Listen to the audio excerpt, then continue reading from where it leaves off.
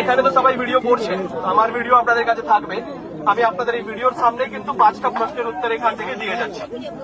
আশা করছি আপনাদের ওই উত্তর শুনে আপনাদের ঠিক লাগবে।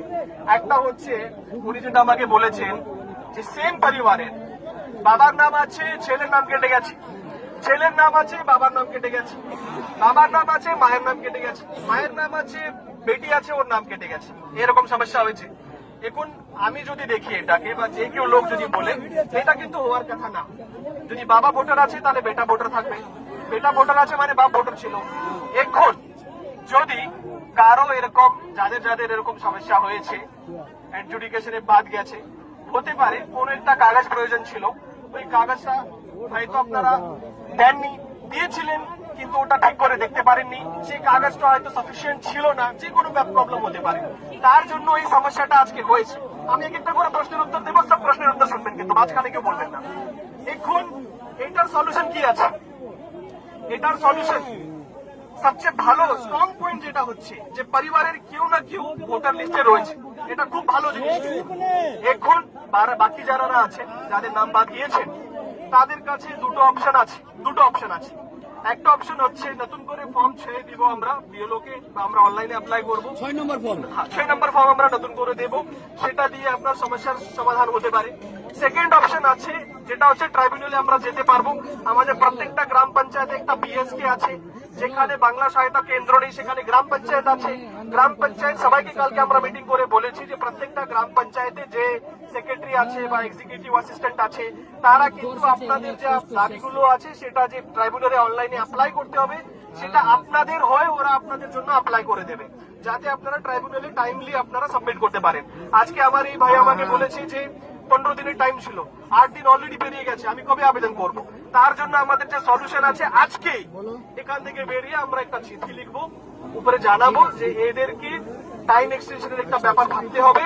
আর সেকেন্ড হচ্ছে যেটা বলেছে যে ডিলিট হলো, আরেকটা আমার ভাই আমাকে বলেছে যে কেন বাদ গেলাম সেটা আমাকে জানাতে হবে। আমি তো সব ডকুমেন্ট দিয়েছিলাম, লাইনে দাঁড়িয়েছিলাম, আমার হিয়ারিং হয়েছিল, ছবি তোলা হয়েছিল, তা সত্ত্বেও আমার নামটা কেন বাদ গেল এটা কিন্তু জানাতে হবে। এই রিজনের জন্য আমরা চিঠি করব, একটাই চিঠি করব, তার মধ্যে বলে দেব সবাইকে কারণ যাতে জানানো যায়। আর সেকেন্ড হচ্ছে যে টাইম যাতে এক্সটেন্ড করার প্রপোজাল ওরা যাতে কনসিডার করে। তারপরে আমার এই ভাই আমাকে বলেছে যে একটা বুথে 750 জনকে উনি চিনেন, যাদের নাম বাদ গেছে কিন্তু ওরা সব ডকুমেন্ট দিয়েছিল, তাহলে ডকুমেন্ট দেওয়ার সত্ত্বেও কেন ওদের নাম রিজেক্ট হলো? আবার তার একটাই উত্তর আছে, আমরা উপরে কিন্তু বলে দেব বুথ ওয়াইজ, একটা বুথে যদি 10 জনের নাম বাদ গিয়ে থাকে বা 100 জনের নাম বাদ দিয়ে থাকে, 100 জনের নামের সামনেই কেন বাদ গেল তার কিন্তু কারণগুলো যাতে আমরা জানি, যাতে মানুষ বুঝতে পারে যে আমার কি ভুল হয়েছিল, সে ভুলটাকে যদি ওরা কারেক্ট করতে পারে ট্রাইব্যুনালে গিয়ে, তো এটাও কিন্তু আমরা জানিয়ে দেব। তো এর বাইরে দেখুন, এর বাইরে কিন্তু দেখুন, প্রশাসন হিসাবে আমরা আপনাদের গার্জিয়ান আছি, আমরা আপনাদের জন্য কাজ করি। আপনাদের প্রবলেম হয়েছে, প্রবলেমের সুরাহা করার জন্য আমাদের সহযোগিতা লাগবে। এখন আপনারা বলুন আর কি করা যায়? এই যে আমি আপনাদেরকে বললাম, এর বাইরে আর কিছু করার নেই আপাতত। এখন আপনাদেরকে যা রিকোয়েস্ট শুরু থেকে করছি, আপনাদের যা প্রশ্ন থাকবে, যা সমস্যা থাকবে, আমরা, আমার নাম শেখ আনসার আহমদ, আমি এখানে আছি, আমার সাথে আপনাদের এসডিও ম্যাডাম আছে, ভিডিও সাহেব আছে,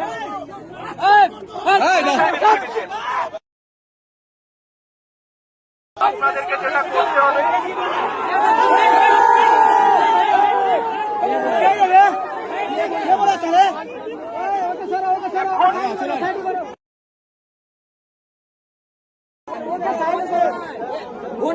আগে কি বলছে শুনতে পাও, আগে কি বলছে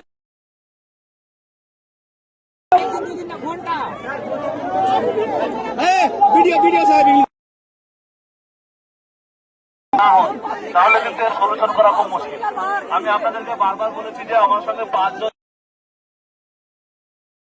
এটা চিঠি লিখিয়ে আমরা উপরে পাঠাবো, সামনে থেকে বসি।